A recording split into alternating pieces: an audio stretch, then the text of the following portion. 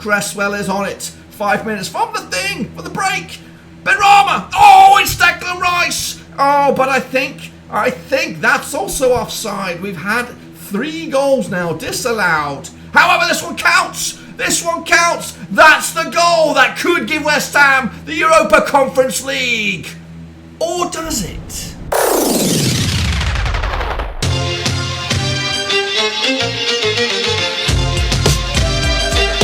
That's right, folks, back once again with another football simulation video. Today we're taking a look at the Europa Conference League. That's right, Fiorentina, West Ham, and we'll get to that in just 1 second. If you know where you've been, smash your subscribe button back to all things Conference League related, Rovers related, woo, football related. We're going to all here, boys, under one roof. Yeah, of course, hopefully behind my screen right here, right now, the simulations are the screenshots of those simulations are going through each and every one of the 100 plus that we did for this spectacular, as both sides try to compete for some European bling da da bling. Who's going to come out on top? We'll take a look at it, all of it in a second, of course. Big shout out to my VIPs. They are the patrons. You know who you are, of course. Yes, so these the numbers, the screenshots, and all that kind of stuff should be available via a link down below. If you are a stats nerd and you want to kind of double check the numbers and all that kind of stuff, feel free to do that. But we are going to jump straight to the deep end and, of course, take a little look at the results, the findings of these 100 plus games. So here they are. Of course, this is the some of the takeaways, the main takeaways. We're going to start with the highest scoring game between these two sides. 8-goal thriller it was. West Ham picking up a 5-3 loss there against Fiorentina to give them a big win on that one. Meanwhile, the biggest win for Fiorentina was a 5-2 victory, a 3-goal difference between the two sides. West Ham's biggest victory was a 3-0 win over Fiorentina. Again, 3 goals, chunk of change between the two sides. Does that lead you into any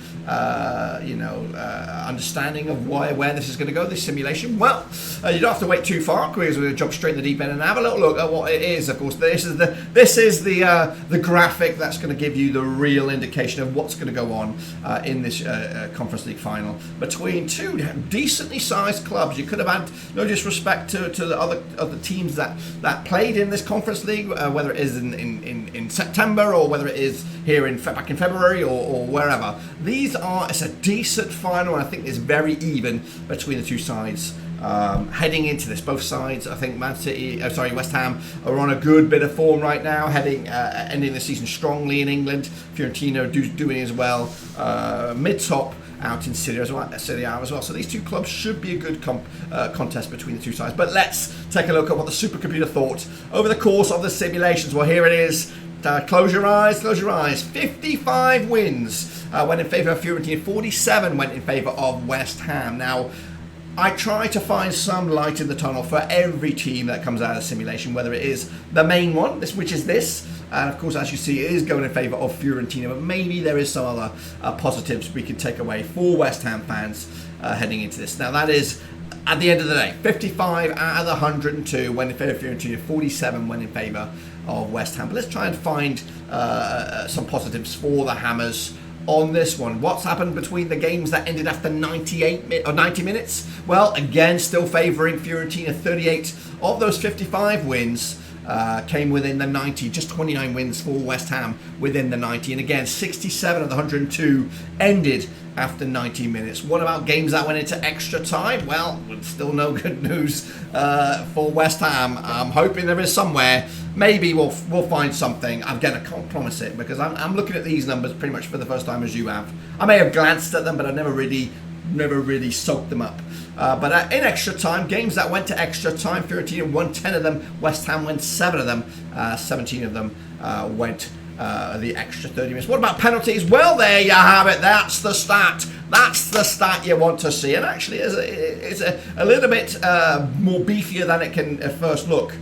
So games that went to penalties, 7 wins for Fiorentina, 11 wins for West Ham. And again, out of an 18 total went to penalties. And again, here we go. Here's some more good news for your West Ham fans. Games that went beyond the 90 minutes concluded 18 wins for West Ham, 17 for Fiorentina, and 35 total. So there you go. That's the main takeaways for this. Of course, Fiorentina are more likely to win within the 90 but West Ham are more likely to win after the 90. There you go. And of course the goals scored pretty close-ish. Fiorentina 139 goals, 124 goals scored by West Ham. Total of 263 between the two, of course. So there you go. That's the cold hard take of it. But what about who's the key figures for both sets of teams? Of course, you might not know your Fiorentina from your West Ham. So let's try and have a look at those top goal scorers. Now this is combined, the top 10 goal scorers between two sides. We'll start from the bottom, working our way up as you do. So starting in the 11th spot, joint 10th. That's Gaetano Gastrovelli with 9 goals for his record at the 100 and what was it games? 102 games. Joining him, Kurt Zuma. He scored himself 9, if you can see that. A bit of colourblind myself, so it's a bit difficult for me to see that, but it's 9 is his takeaway. Into 9th spot, we have Gianluca Scacamacca, of course, playing against an Italian team, of course, an Italian player. 10 goals for him, 1 in 10 for him. Not great. Considering his hefty fee. Meanwhile, Declan Rice chipped in with 14. Will this be his last game for West Ham? Will he bow out? It will be a perfect way for him to bow out as a Conference League winner if they were to become victorious. None the same. So 14 for him. Sucic also picked up himself 14 goals. A lot of them from the spot. I can guarantee that. When I look back on those numbers. Into 6th spot is Lucas Paqueta with 19 goals. A lot of hammers here, guys. A lot of hammers, which means a lot of goals may have come through 1 or 2 key individuals for Fiorentina. But as for West Ham, spreading the goals around midfield as well as Zuma in defence. Another one there, Zed Bayram, of course, former Brentford man, 19 goals for him. And as you can see, 1, 2, 4, 6 of the bottom 7 top goal scorers there are hammers. So a lot of goals. From all over the place, but of course now it changes a little bit. Ricardo Sotil with 20 goals for Fiorentina, and he's actually outshone though by Mikel Antonio with 23 goals for West Ham. Is he the top goal scorer for the Hammers? Do we have a double-faced Fiorentina at the top 2 spots? Well, yes, we do. In fact, Niko Jovic with 33 goals. 10 more than that of West Ham's best man, but of course 42 though for Nicolas Gonzalez is the key individual to score the goals for Fiorentina heading into this one. Let's take a look at the goals then in all their glory. Here of course comes Fiorentina, as you can see. Dodo picking up a goal there, Milinkovic as well with 3. Alfred Duncan, of course, a British guy, I think.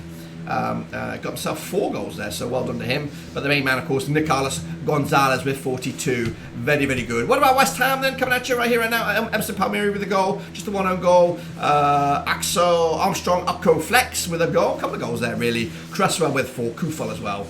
And then the familiar names that we did see just the graphic before. What about red cards? Red cards could be a major factor in this Europa Conference League final. And again, if an early red card either side could sway this. Let's take a little look then, shall we? Of course, Lanzini picked up a red card for the Hammers. I don't know why he's in. Are they always in that colour? They are always in that colour. Red for him. As for Sucic, he also picked up a red. Alexa Terzic for Fiorentina. He got one, as did Dodo. Alfred Duncan picked up a red card as well, as did Lucas Paqueta. He picked up the 2. So 4 out of the 7 red cards disclosed so far going in favour of West Ham, or going against West Ham.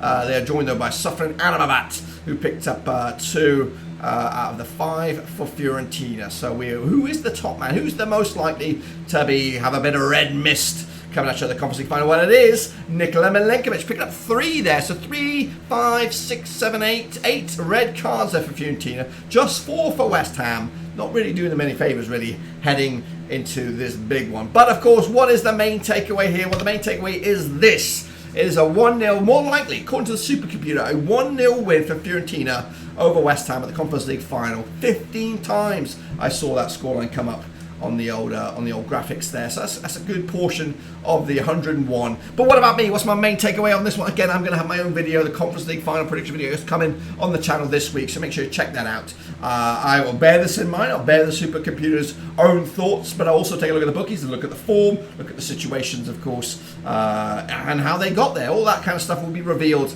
later on this week. But until then, let me know your thoughts and opinions. Do the West Ham have a chance? Is this all Cogglewalk, or all pony, or whatever they call it down in London? Is it all nonsense? Well, we'll have to wait and see, of course, as we look forward to this final and the rest of a busy back end of May and beginning of June. But until then, guys, I'll see you soon. Subscribe, thumbs up, hit the little bell. We'll be back with more simulations and more right here at Blackburn Overseas.